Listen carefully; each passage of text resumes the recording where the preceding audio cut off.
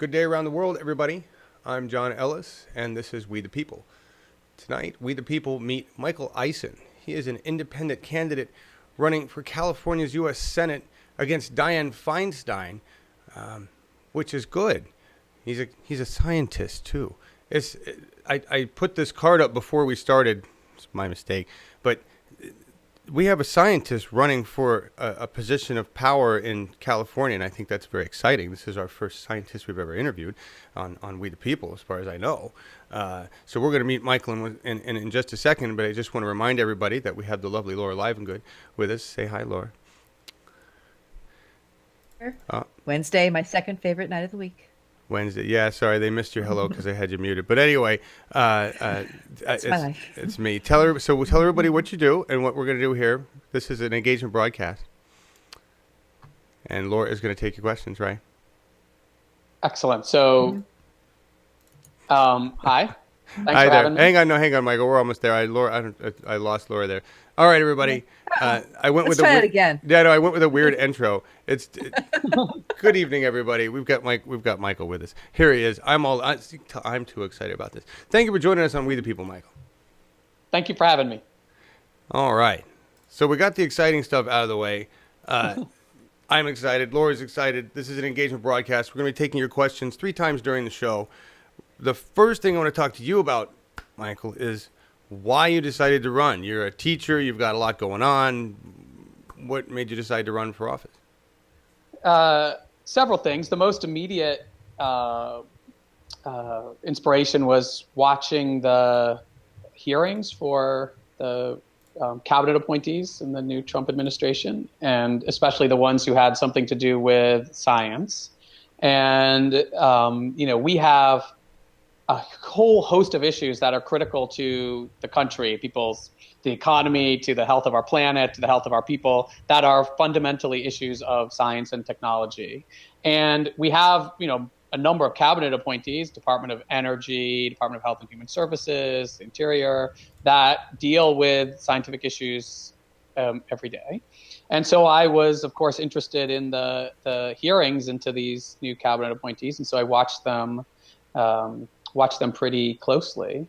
And I was disappointed. Obviously, I was disappointed in what the cabinet nominees had to say, because I sort of don't agree with a lot of their politics. But more importantly, I was disappointed by the senators, including the senators from the Democratic Party, who at least ostensibly should have been holding these nominees' feet to the fire, especially on scientific issues. And they really just had nothing useful and interesting to say. And it was clear that they were, they could grill them, they could get a gotcha moment or two, but they had no ability to have an in-depth conversation about these scientific issues. And so they weren't actually able to really challenge the nominees, I felt, in any kind of interesting way. And it just highlighted something that's been, it's been true for a long time, and it's been a problem for a long time. But it highlighted for me the fact that we basically have nobody in in Congress who understands scientific issues from the standpoint of actual practicing scientist who's lived and breathed these things, who knows how to think about these issues in a not just intelligent way, but in a critical way. And so you look at Congress, there aren't a lot of scientists in there. Congress does a really bad job of dealing with scientific issues. And so I, do what scientists do. I hatched a hypothesis, and the hypothesis is that, if we had more scientists in Congress, that Congress would deal with these critical issues in a better way. So what do you do when you have a hypothesis? You do an experiment, and the experiment in this case is running for office. That's awesome. Thank you for saying that. I want to show this is a little slide we have. The House Committee on Space, Science, and Technology has 1 engineer, 4 doctors, 1 computer scientist, and 1 physicist out of 38 members. Lamar Smith is none of those things, and he's in charge of this committee. Right. There's 1 PhD scientist in Congress, Bill Foster from Illinois in the House of Representatives. That is the only person with a practicing scientist's background that's currently serving in a body that is dealing with scientific issues on a daily basis. Yeah, that's kind of depressing. That's really sad. It's depressing. And the truth is, the reason that's true is that scientists don't run for office. Scientists, by every measure of polls they take, scientists are a pretty popular group of people in the country. Certainly more popular than politicians, and the ones that get on TV anyway. I mean, right. I think the real problem is scientists have generally distanced themselves from politics, feeling that we best serve the country by keeping our hands clean of politics, so that when we have something to say, that people listen to us as disinterested, disinterested parties. When in fact, we have a huge interest in these issues, and I think the best way for scientists to serve the country is to actually get our hands dirty by running for and serving in offices, from the Senate on down to the local city council.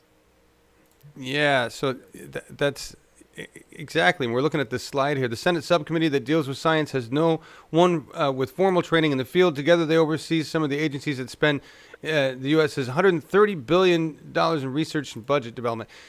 So let me see if I understand your wacky hypothesis here. Is that if we put somebody in charge of this money in these agencies that actually understands the science, it might be better. You're saying it might be better? Yeah. So, yes, although I think let me just say it's not just about federal research funding that I care about. I mean, the government supports science pretty generously, even in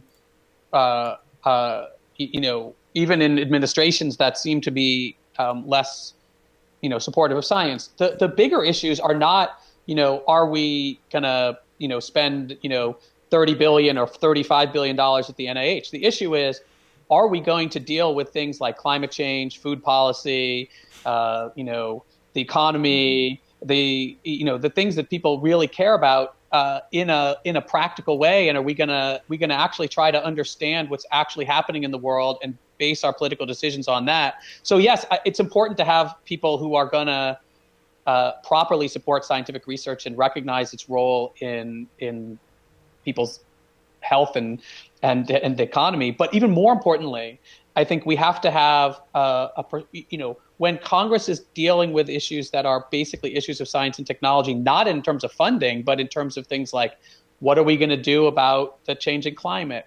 What are we going to do about agriculture? Yeah. Right? We need to have people who can think in a different way than Congress currently thinks, because clearly what we're doing now doesn't work. Well, yeah, and that's a much bigger issue, I think, than just knowledge. But we'll get into that in a minute. Laura Livengood, you've got your hand up. You got a question from the audience. Perfect question that ties right into this. Melissa H. says, does Michael think we should add a cabinet position, Secretary of Science? She's very serious about this. A post that would coordinate scientific issues. Absolutely. I think we've had science advisors to the president for many years, and they've just not been at the cabinet level. Although in good years they are listened to and play an important role in policy making. But as right now, that was such a diplomatic way. Yes, I think one of it would be a tremendously important thing, both in terms of making sure that the president gets proper proper advice on scientific issues, but I think more importantly in terms of making sure that they have the proper visibility in our government. And I would only say I would call it the Secretary, the Secretary of Science and Technology. Agreed. We seem to have plenty of. That's a great question. Thank you, Laura. Is there any other questions you want to follow up? No, that was it. But that was just perfect. When I raised my hand, it means because the question is perfect for what you're talking about. It's all right. So. Well, I appreciate that. It just. Where do you? There seem to be a lot of military advisors that they listen to. They even have a spiritual advisor too that they listen to.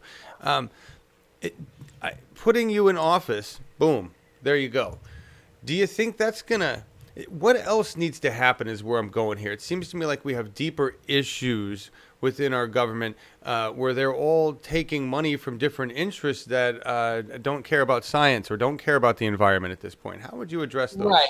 I mean, I think you know, I'm not saying that I think that putting scientists in public office immediately solves all the problems we have with politics. I think, you know, to me the biggest thing we have to fix is just a dysfunctional political culture in which, you know, people are, you know, the members of Congress are, I think, by and large, not even following their own consciences in most of the things that they do and vote for, and that in fact what they care about most right now is getting reelected, obviously, and what that means in practice is, you know, doing things that donors are gonna support, and increasingly that means what big donors are gonna support. So they have to kowtow to people who have a lot of money, and they also have to kowtow to political parties who are, I think, have become a completely destructive force in our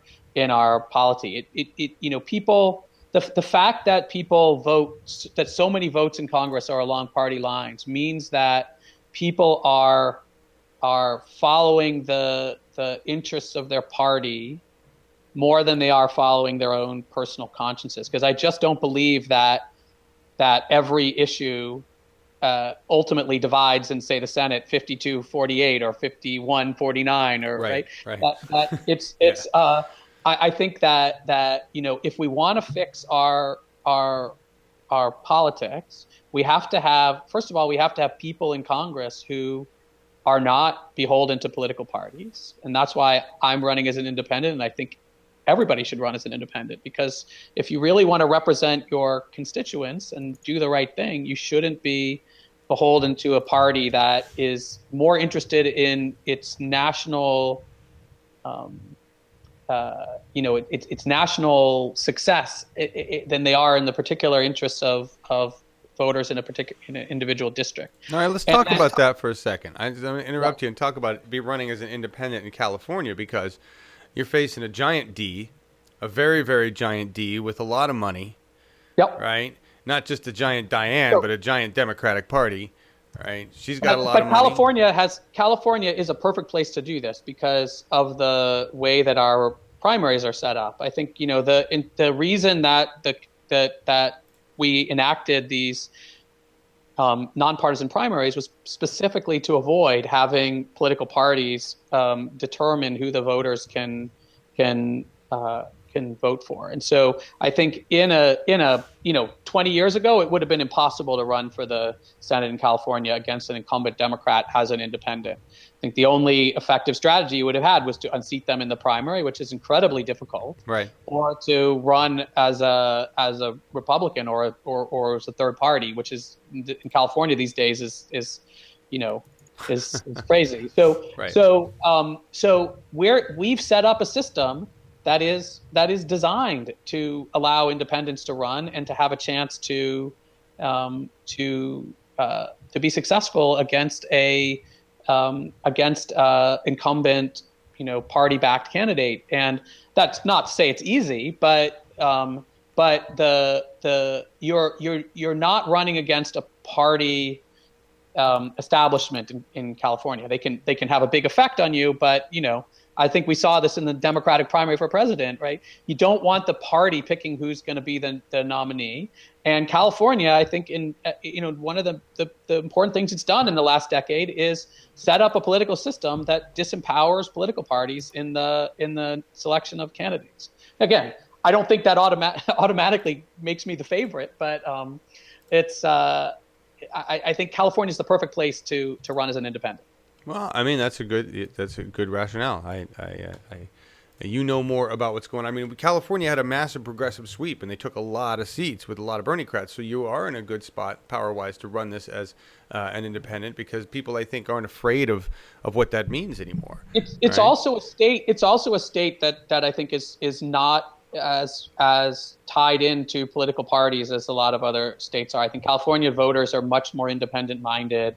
They affiliate with political parties, but they do so in my experience, in a much looser way than happens in a lot of other states. I don't think people really feel like they're part of a national political party in the same way that you get in the Midwest or in the East Coast, where I think the parties are much more dominant force. All right, that's good. We're going to stick on opponents here, and you're friends with David Hildebrand, from what I understand. We're Facebook friends. I've met him. So hey, what? That counts. Yeah, that counts. I like him. I have nothing but positive things to say about him. So. All right. So it's a happy competition there, or friendly competition. Well, look, I mean, I think the view that, I mean, I'm not sure I speak for him, but when we talked about this, I think our view is we throw a lot of things at the wall and see what sticks. And I think that's another beautiful thing about the California primary system is it doesn't force you to it doesn't filter you down until you get to the actual primary. And so we can have multiple candidates running, from Dianne Feinstein's left on a lot of issues, and still, we can take our time to try to figure out who's being more successful. I don't agree with him on every issue. I think Sure. we aren't the same candidate. So I think there's room for debate and discussion, and to give the voters a chance to express what they actually want. No, I think that's awesome. I think a lot of people, I think something we're learning, at least that I'm learning about the strategy of running against anybody is, especially when you're trying to really, the goal here for all of us, everybody who's a working class candidate that's running, right? And you're just working class in a really cool class, but I work in class. Yes, you do. Actually, we're going to talk about what you do in a minute here. But it's one of the goals isn't. Yeah, I mean, everybody wants to win. Of course, the goal is to win. But really, almost more equally important is driving the progressive agenda. And if in the end you get Dianne Feinstein to publicly say, "Fine, I'll go with single payer," and she ends up winning anyway, you could look at that as a victory in some sense, right? Absolutely. Look, I think you see this in election after election. You can move candidates by running against them with the right ideas. And the savviest politicians are the ones who effectively gauge the mood of the electorate, as you see in campaigns, and they move in that direction. I don't think Dianne's done that. I think, the fact that she, single payer healthcare is a perfect example. I mean, I think the fact that she doesn't support that just on principle is a bad thing. But the fact that she is that out of touch with what the voters of California want suggests that she's not doing what I think good politicians should do, which is, recognize when the people they represent are moving in a different direction from them, and try to incorporate that into their politics. It's not that I think everybody should change their mind as soon as the voters go in a different direction. And I appreciate politicians who have principles that are able to stand up to their voters. But I think good politicians should learn from their electorate. And it sounds like her main opposition to single payer healthcare is that it won't work. But I think the voters of California are clearly think otherwise. And so, the fact that the people of California think it's going to work and support it is the best, makes it the best prospect for it actually working. Yeah, well, agreed. But there's a couple of things I think we're misinterpreting here. Dianne doesn't see the people of California as being who she represents.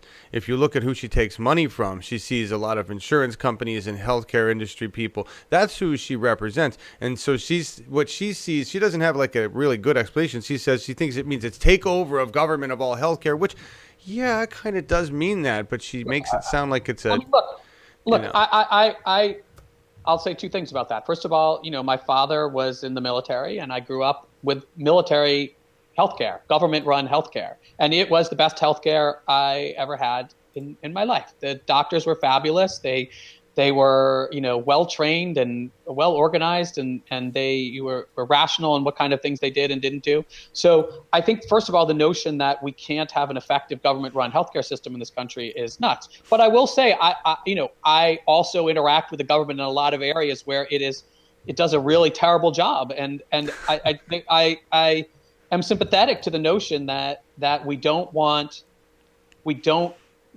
our first instinct should not be to just say, oh, let the government take this over, because basically on issues that I actually know a lot about and care about, when I get close to interacting with the federal government on them, oftentimes they're terrible.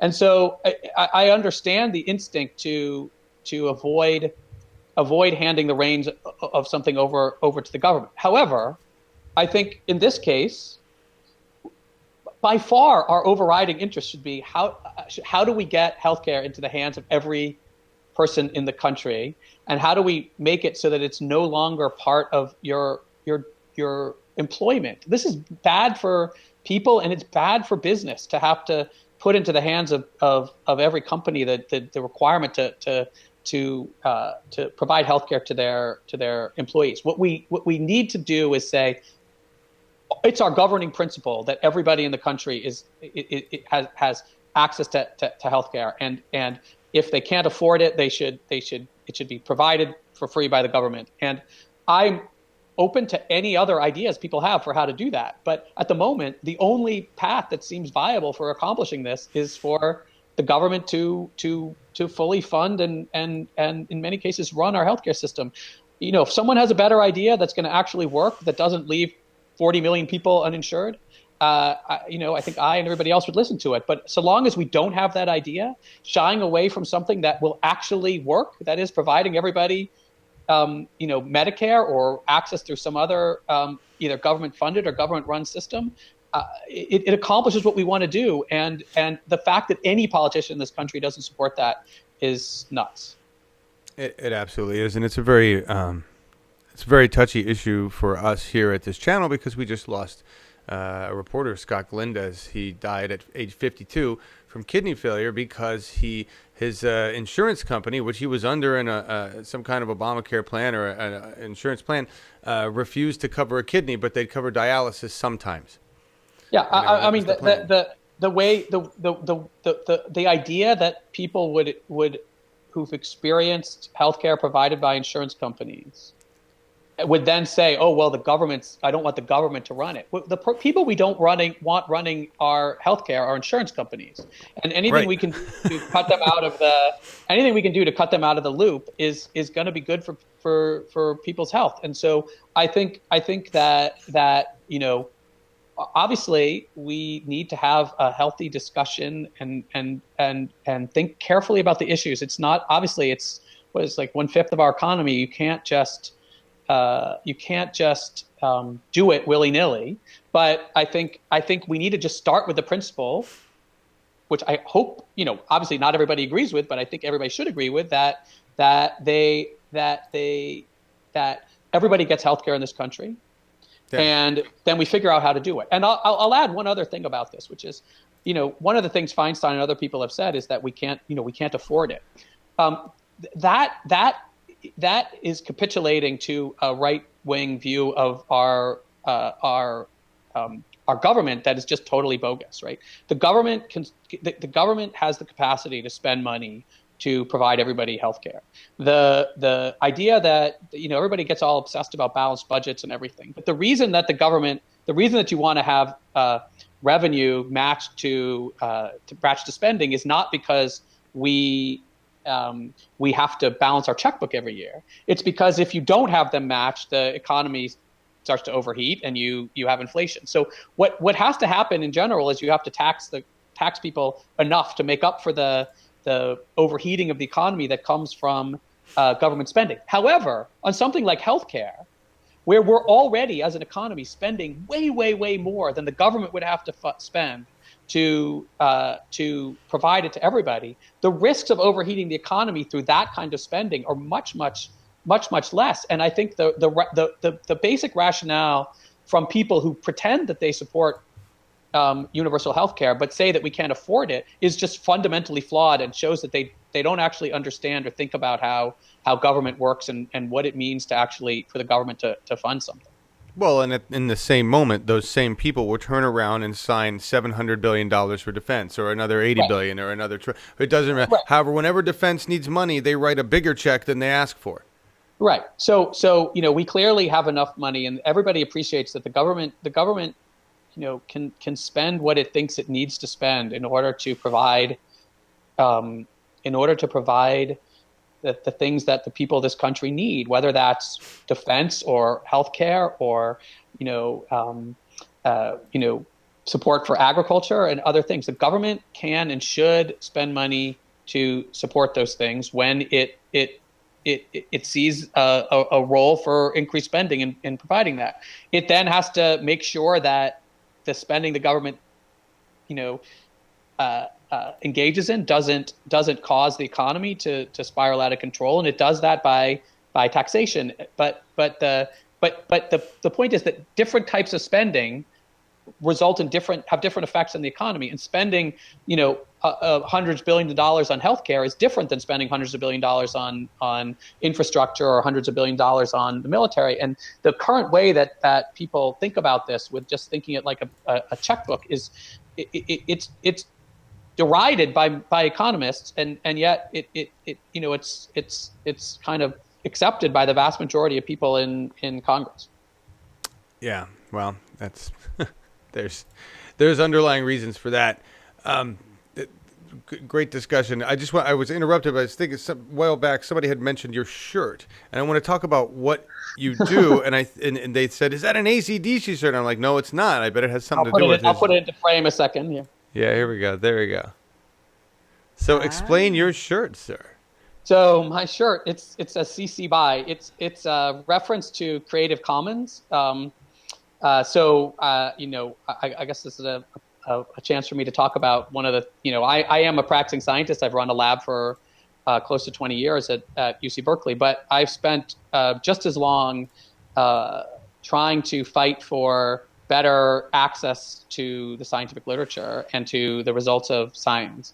And, I founded an organization called the Public Library of Science, which is dedicated to making sure that the public has access to the latest results of scientific research, most of which it funds through taxpayers. Our big goal is to make sure that everything that is produced by scientists in this country and the world is immediately freely available to the public to access and use in whatever way is appropriate. Nice. And to accomplish that, we use copyright to our advantage in the sense that we license everything we publish. This is now upwards of several 100,000 papers published by this organization. We license everything through something called a Creative Commons attribution license, which grants anybody who wants to the right to read and use what we publish for free, provided they properly cite the authors. It's the only thing scientists really care about is getting credit. And so, Nice. So this is where the CC BY comes from. I'm also a big AC/DC fan, hence the. Excellent. Well, and as we found out, an Iron Man fan. We'll talk about Absolutely. that at the end. That is just awesome. And this channel is also, everything that is produced on this channel is Creative Commons. Yeah. So I mean, I'll say this. This obviously isn't the most important issue in the world, but I will point out I am not running as a representative of science in the grand sense. I've been spending the last 20 years fighting against the scientific establishment, trying to do on obviously a much smaller scale. But when I started, when the internet was invented, and we realized that we should be using the internet to make science more widely available. The entire scientific establishment, from the leaders of our scientific societies to prominent scientists across the country to the journals that scientists publish their work in, all basically said, no, we want to keep using a system in which only the people who can afford to buy subscriptions actually get access to this. And so, I have cut my teeth fighting for the public against the kind of leaders of science and the scientific establishment. And I think we've been pretty successful. So, this is an issue that I would immediately try to legislate on, because I think in Congress, one of the first things I would do would be introduce legislation that makes every product of not just the federal government, but every product of federal funding freely available to everybody, to try to make sure that the public benefits maximally from the work that the government does. But obviously we have bigger problems in the world, but if we can't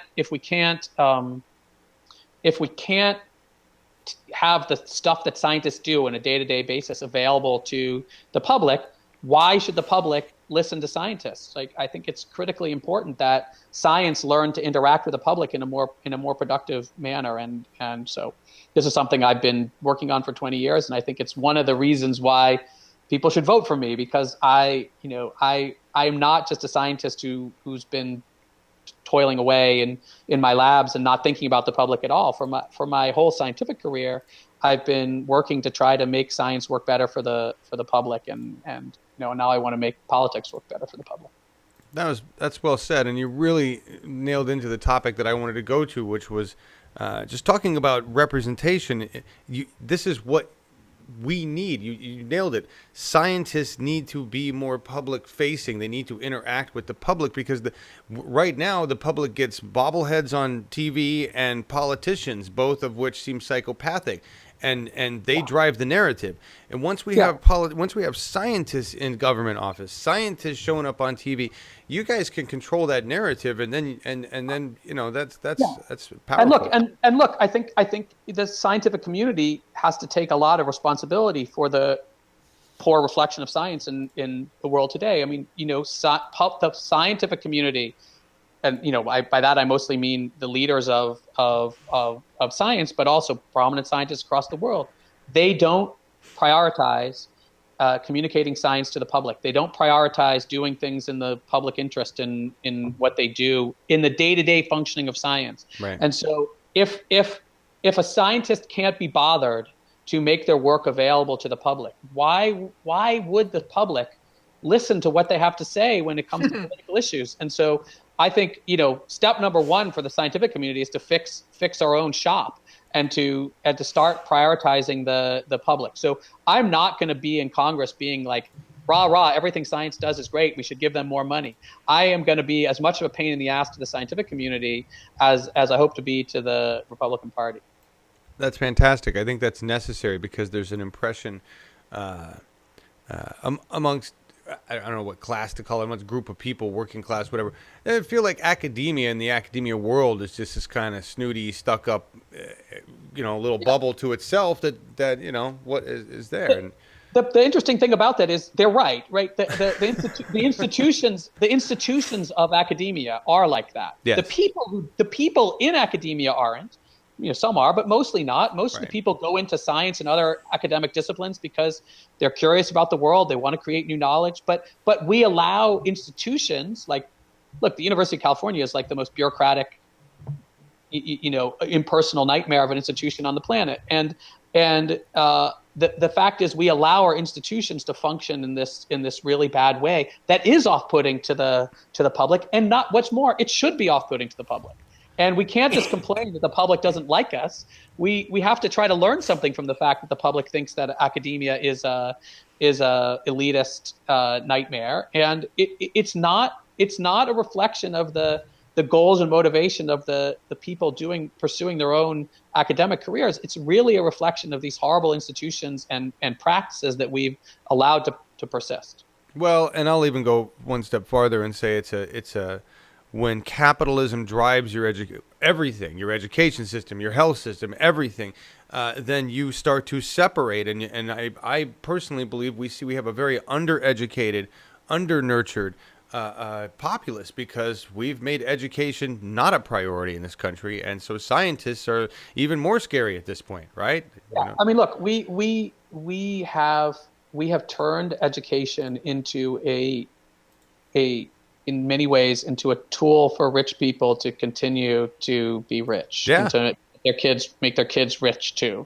And I'm at the University of California because I believe that it is one of the best public education, especially public universities, is one of the best opportunities we have to accomplish that. But we are not doing it nearly as well as we should. I love the students at Cal. I think we have fantastic students. It's a diverse student body. It's economically diverse. It's racially diverse. It's diverse in essentially every way, except mostly age. And I love their spirit. I love the fact that these people, see an opportunity in education. I love the fact that so many of them come from poor and backgrounds, that they're children of immigrants.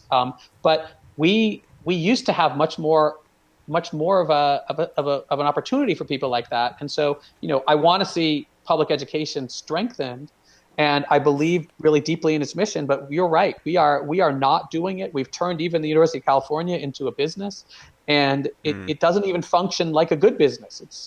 It's functioning like the worst business in the world. So you can't have it both ways. You can't like strip away all the money from places like Cal and then expect them to function well. We need to fund public education much, much, much better. I want to go back to the days when it was free to go to Cal, and when you could, provided you did well enough in high school to go on to college, that you had an opportunity not just to get into Cal, but to go there without, racking up student loans and affecting what you could do after you graduate. So. Right. Because if you can get an education, then you're crippled financially. Absolutely. And even at a place like Cal, that happens. I mean, the fact that so many students have to, work more hours in jobs than they are able to do in the classroom just to send them through college is it's bad. It's bad for them. It's bad for the country. It's bad for the economy. It's bad for everything we do. And it's so short-sighted and unnecessary for us to have bled public universities dry. Yes. I mean, the UC system is the greatest public university system on the planet. It is surviving despite the role of our state government, not because of it. And so we need to change that. Are you guys going to get any of the weed money? Yeah, we'll see. That's right there. Fund just about everything once you guys get cranking on that. Yeah, I think it was very funny that when Berkeley, when the University of California instituted a smoking ban on campus, the signs that they put up said "No tobacco." Right. Laura Livengood, do we have any questions from our audience? I've got a couple questions that are going down the voter registration and voting rights area. Do we want to switch over to that? Sure. Okay, so what would you be willing to do to fight and protect the vote, both at polling stations and voter registration? And what about restoring the Voting Rights Act?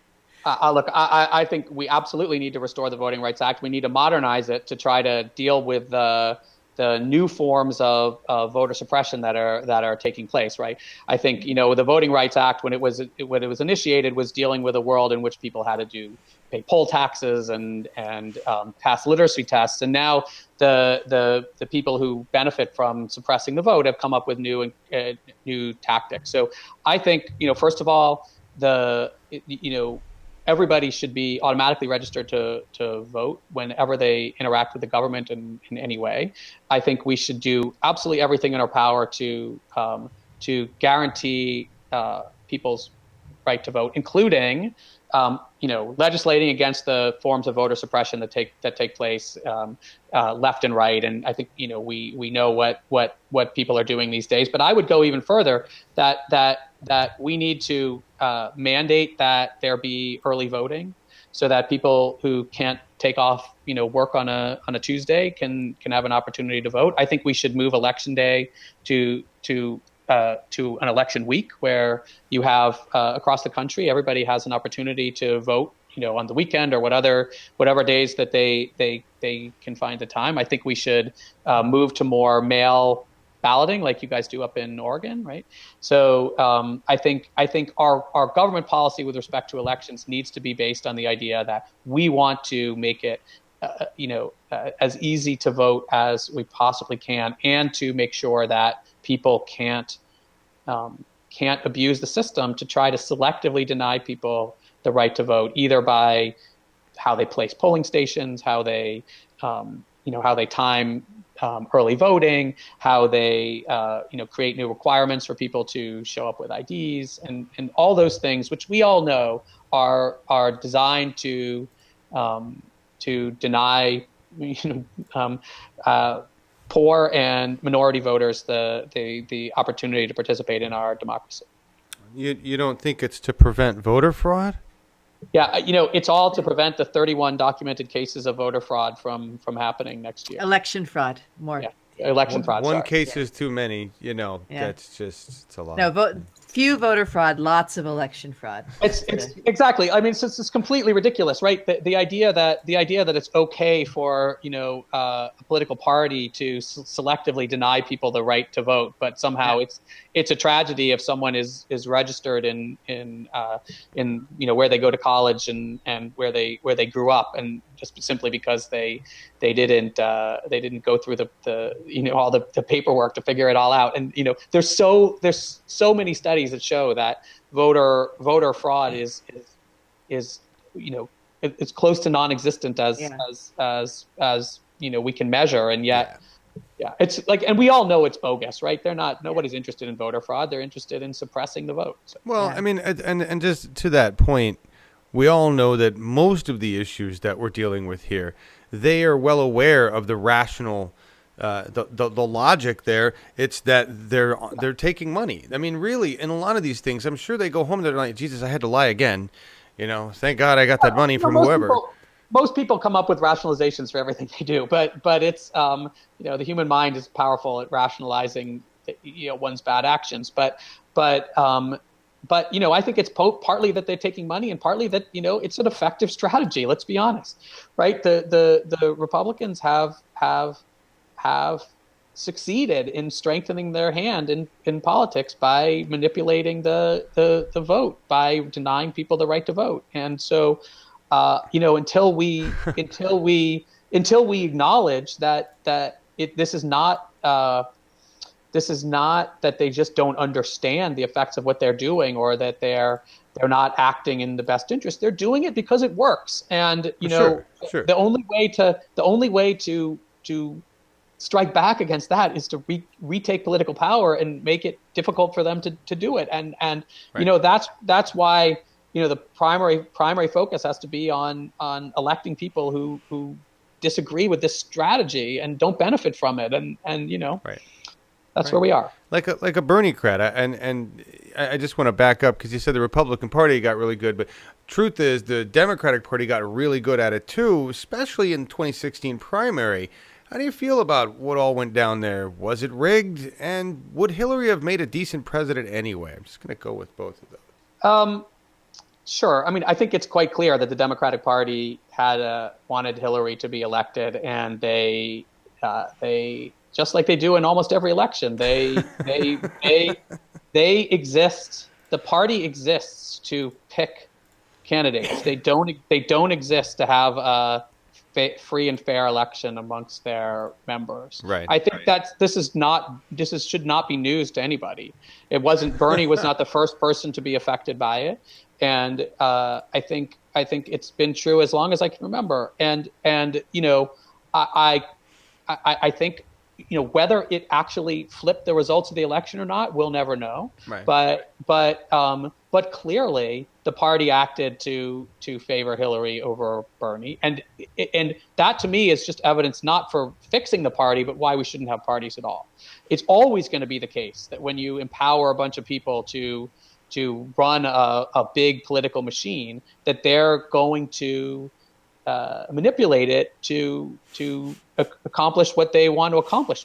We as members of the Democratic Party, or members of the Democratic Party, let that happen by empowering a party to make choices like that. It's a terrible thing to do. It was obviously a stupid thing to do, right? They Right. thought they knew what they were doing, but really, like, if they were actually good at it, it would be one thing. But they're completely they've proven to be completely incompetent at both selecting candidates and and trying to make sure that they hold on to power, right? Like, if the Democratic Party were as good as the Republican Party at manipulating candidates and holding on to power, we'd be in a different situation. I don't think it would be good, but they're kind of the worst of both worlds, evil and incompetent. Yeah, yeah. They tried to take, like, they used to have some good ideas, and they tried to do it the Republican way, and they just became like bad That's right. The party is just, obviously they're not the Republican Party. They're like, we would be better off if the Democrats were in charge, and I think that that's because the Republicans are so terrible. But look. I think the fact that I think you have to be insane as a progressive to think that Hillary wouldn't have been better than Trump, and obviously I voted for her in the general election because of that. So it's just that I think she would have been a deeply compromised president. And I think she's shown herself to have poor judgment on a whole host of issues. And I don't know, because no one never knows what a political office will do to a person. Sure. I had my reservations about Obama, and I think he largely overcame my reservations and many issues, not everyone, but at least in his character, in many ways, he was optically, he appeared to be a good guy. Yeah, I mean, look, Hillary, and I'm also cognizant of the fact that it's a very difficult job to get into political office and try to navigate the reality that you're not perfectly, you're not a dictator. And look, Obama disappointed me in so many different ways on so many different issues. Sure. I can say with confidence that Hillary would have disappointed me on more. So yeah. To that point, I mean, I think what I'm excited about, trying to look for a silver lining. We ended up with an orange Hitler who's just, is horrific, but I don't think we would be as awake right now as a nation. I don't think we would be talking about the issues. I don't think we would be doing as much as we're doing right now to take over the government if Hillary had won. Yeah, I mean, yes, that's true, but I think Trump is so bad that it's not necessarily a trade I think I'd be willing to make. So I think that may be true, and I hope it's true, and I hope that the American people wake up to the not just the not look. Trump is obviously a massive problem, but he's a massive problem because he's supported by the majority of members of Congress, and he is not a singularity. He is the apotheosis of the modern GOP. He represents everything that they've been working for, and so I think we have to. If the result of Trump being president, if one of the results is Trump being president, is that the people wake up to the nature of the problems we have politically and why we're in this situation, then something good will have come out of what is undeniably a national disaster. Yeah, in so many ways. And with that, I want to touch on climate real quick and then see if Laura Livengood has any questions, because we're running a little we're running good. You've had a lot to say. This is great. Climate. So the reason I want to ask you about climate, you're a scientist, so I'm not going to ask you whether you understand the science behind it and agree with it. I don't ask people if they believe anymore, because it's not a question of believing data. Yeah. But in terms of, like, California's got some interesting things going on. They're progressive in some ways, yet you've got this reliance on fracked gas. You've got Jerry Brown going, want to go green, but we're going to keep the fracked gas because you just don't tell me we can't cut over. Where do you stand in the climate? How bad do you think it is? I'm like, we're at apocalypse door. What do we do with climate? What do you say? Yeah, I mean, we are, in apocalypse's driveway, perhaps is a better way to say it. It's bad. Like, the climate is changing. It's going to change in ways that are going to have a negative impact on everybody's life. Yes. There is zero doubt at this point that we're going to warm the planet, that it's going to have major effects on the sea levels, on I worry more about the effect it's going to have on agriculture and our ability to, the climate in different parts of the planet is going to change dramatically. It's going to get hot. Parts of the planet are going to become unlivable, either because it's too hot, there's no water, they can't grow food. It's going to have a major disruptive effect on almost every aspect of life. And if we don't do anything about it, it's just going to get worse and worse and worse. I think that we don't know exactly what will happen. We don't know exactly what the climatic effects are going to be. We don't know exactly how bad they're going to be. But they're going to be terrible and bad. And to be honest, we've passed the point where we can avoid some of the negative consequences. We're seeing them already, right? I mean, we know for a fact that Maria was made worse, more extreme by climate change factors. Yeah, I mean, we know that hurricanes will get worse because of climate change. It's hard to say any individual hurricane was better or worse because you can't do the experiment. But undoubtedly, there are going to be more of them, and they're going to be worse. And not just hurricanes. I mean, sort of everything gets worse. Species are going to be driven to extinction, and plant species and tree species by their inability to move to different climates. And it's going to be bad. It's going to have a terrible, terrible, terrible effect on the planet. However, I am not a climate pessimist. So I think we know some things we can do about it, and that are not that we're having the wrong discussion in politics. We're debating, is climate change going to happen? Is it not going to happen? We talk about, I think at this point, completely implausible idea that we're going to suddenly stop using fossil fuels right now. Sure. The reality is we're going to be using a lot of fossil fuels for the near future. We should be focusing on using ones that are better for the environment while we aggressively do things that we know we can do, develop other forms of energy. And one of the things that doesn't get talked about a lot in this at all is agriculture. Animal farming, for example, contributes as much to global warming as transportation does, and yet it is almost never brought up as part of the equation. So one of the things I want to try to do is to encourage innovation in agriculture by massively funding agricultural innovation to try to come up with better ways to feed the planet and to have a healthy and robust farm economy that are more in line with what we need to do with the environment. I also think we need to recognize that the future of the planet is going to involve geoengineering. We have relatively little hope for dealing with climate change if we don't figure out ways of sucking carbon out of the atmosphere and bury them. We don't have the technology to do it right now, but it's something we have to do. I think we need a branch of the government that is dedicated to studying and fighting climate change. And as much as I think we need to have a Department of Science and Technology, I think we need to have a cabinet level Department of Climate. And their role should not be to lecture people on climate change happening. Their role should be to invest, to use the government's power to invest in new technologies and to develop the kind of things we need to do to bring our energy production, our transportation infrastructure, and our agriculture in line with what's best for the economy, and to do it in a way that's going to benefit everybody by creating lots of new jobs and creating new technologies that are going to make life better in lots of different ways. And the fact that we're not doing that is just a complete and total disaster. It is, and I would say we have all of these things already.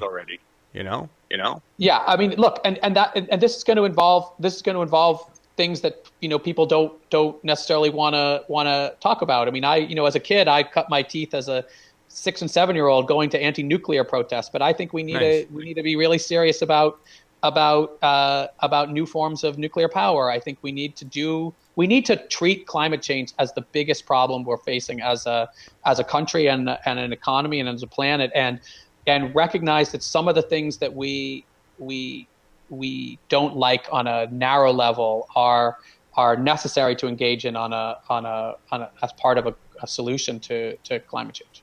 Very well said. Thank you. We're gonna we're gonna cut you off there because Laura Livengut's got one. She's got her hand up. She's got a question. What you want to say? My question. What is your stance on thorium LFTR reactors?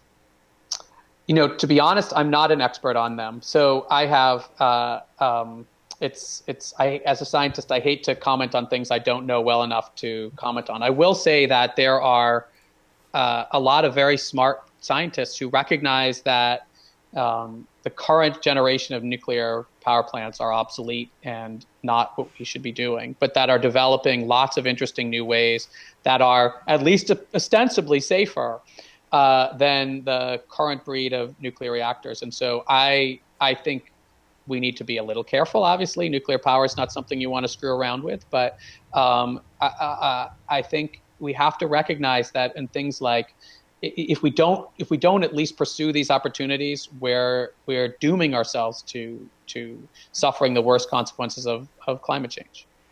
Agreed. And you brought up I'm sorry, Laura Livengood, was there any follow up on that or any other questions? Nope, that's good. Awesome. Would you come back? You come back and talk with us more, Michael? I'd be happy to. Because I know I've got more questions, and we've got more questions about climate, because you're interested in pursuing nuclear, power, and so we want to talk more about that. And a lot of our group is very anti-nuclear. Yeah, and I'd say I'll also just add, just to stoke the fires, I think a lot of your members are probably anti-biotechnology too, and I think this is another area where we have to recognize that the future of food and of a lot of other things is going to depend on the appropriate deployment of all the technologies we have at our disposal, and that's not to say that any of these things have been done right or fairly in the current status of things, but kind of blanket rejection of nuclear power, GMOs, and things like that is incompatible with an effective attack on climate change, which is the biggest problem we face as a species. Ooh, I'm excited. That's going to be a fun conversation. We're going to have you back for that, because I know that opened up the door on a billion more questions that I'm going to see pop up in the chat. So we will do that another time. Right? We didn't even get to talk about what you do, and we're going to just take a second. Tell us what you do. I study flies. I study how the DNA of flies provides the instructions to turn an egg into an adult animal. We study that because every animal goes through the same process, and we want to understand both the basic biology of what is one of the most amazing processes in life, but also because the things we study are keys to understanding a lot of human disease and our ability, how microorganisms have evolved to take over the behavior. I'm fascinated in this because I think there's a lot of evidence that the bacteria, yeast, and other microorganisms that live around humans and on us, it's one of the least understood but most fascinating areas of modern biology. So that's what my lab and all the students and postdocs I train do. All right, so you're not trying to make a fly guy. I am not trying to make a fly guy. Sorry. Okay, just want to make sure. You didn't get stuck in a reactor with a small insect. We definitely are aware of that possibility and are very careful about it. All right. Yeah, because that's another thing we're going to talk about is the GMOs, geoengineering. We got all sorts of scientific stuff to talk about. I don't disagree with you that there are some ways those things could be used. I just think we're putting cart before horse because we have so many things to fix before we can trust that. So I think that I'll just end by saying that the key thing is technology, and I think that the first step has to be to earn the trust of the public, and if the public, I think it is critically important that we public, and not just by writing position papers, but by actually doing things with this technology that's actually going to be not the kind of I realize that a lot of your probably are going to get a lot of traffic from people who think that the worst most, but it's something we have to treat seriously, we have to treat honestly, and we have to recognize that it's economics and all sorts of other issues that play into it. That's well said, and I think really what I see as the biggest issue is you have scientists, biologists, whatever they are, that aren't looking at planetary holistic science. They're looking at their part of science. And it's like you can't make a GMO modified corn and not recognize what's happened to the bee population. You can't do these things without science like in that way. Yeah, I mean, scientists are good at focusing on a small problem and trying to solve it, and it's true that it's even when you try, we're not always good at predicting the consequences of things we do, even when we do them for the best of reasons. But we are facing standing still and not doing anything about climate change is not an option. Agreed. And to imagine that we can take our time and do it, and employ technologies in a slow and careful manner may not be possible anymore. And that no, I know it's a scary thing to think about.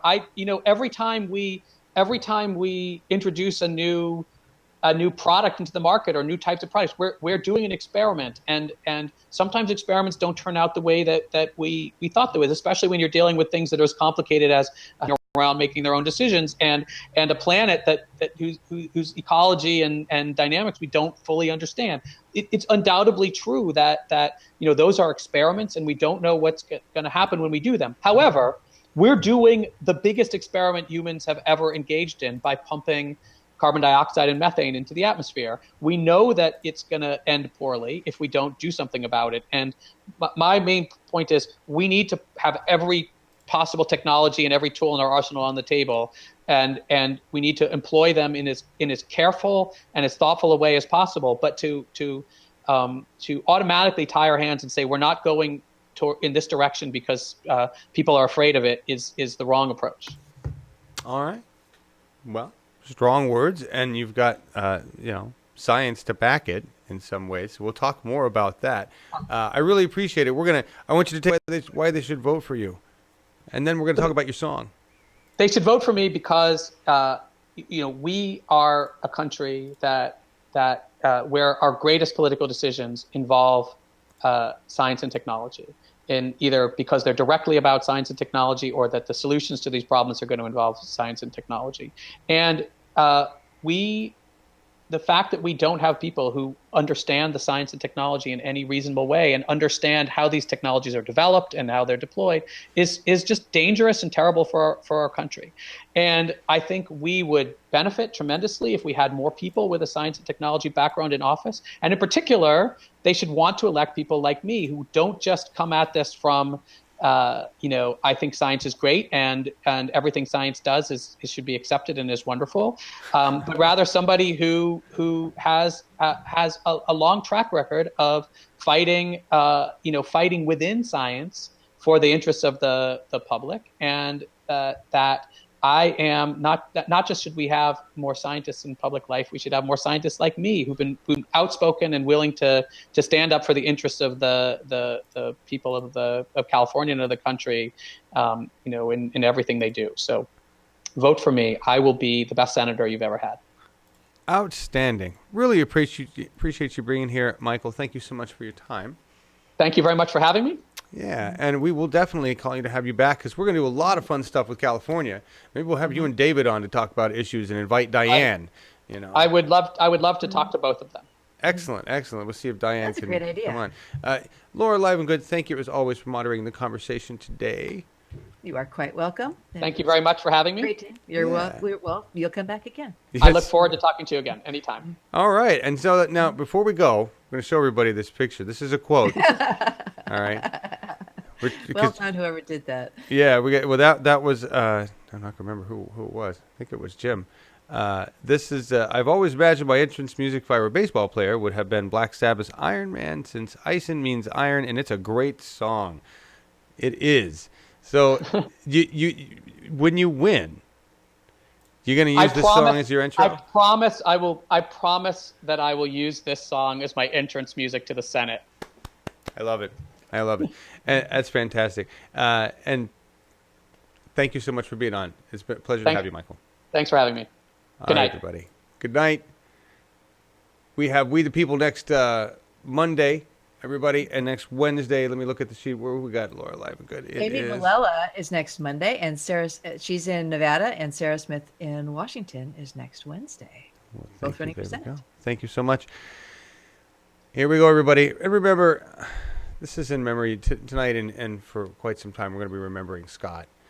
And for those of you who don't know, Scott passed away on the 26th.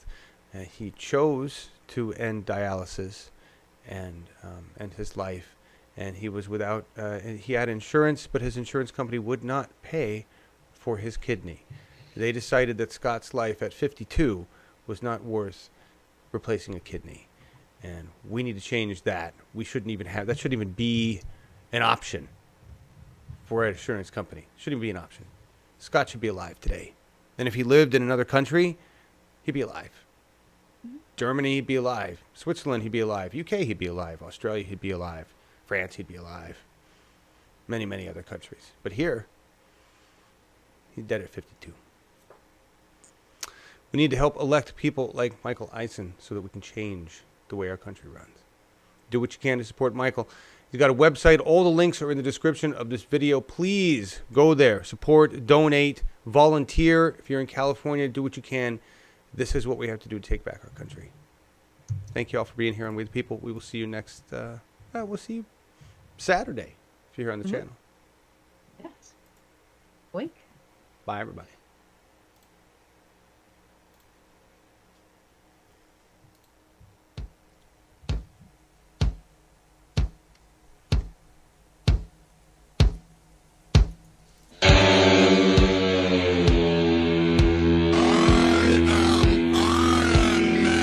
That's Eisen.